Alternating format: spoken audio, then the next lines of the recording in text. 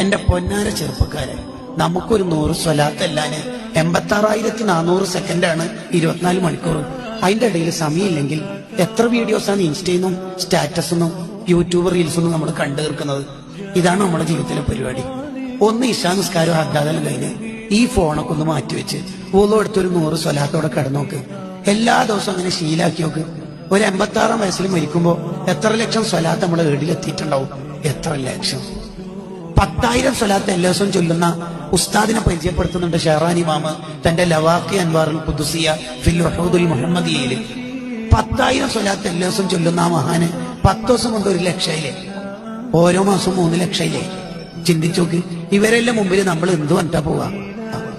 ആകെ നിസ്കാര ശേഷം 3 സ്വലാത്ത് മാത്രം മതിയോ?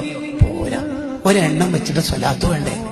എല്ലാ ദിവസവും നമ്മളെ ഏറ്റവും കൂടുതൽ സ്നേഹിച്ച നബി സല്ലല്ലാഹു അലൈഹി വസല്ലം തങ്ങളുടെ അടുത്ത് നമ്മളെ പേരല്ലേ പ്രകടിപ്പിക്കാൻ പോകുന്നത്? അതല്ലേ പോകുന്നത്?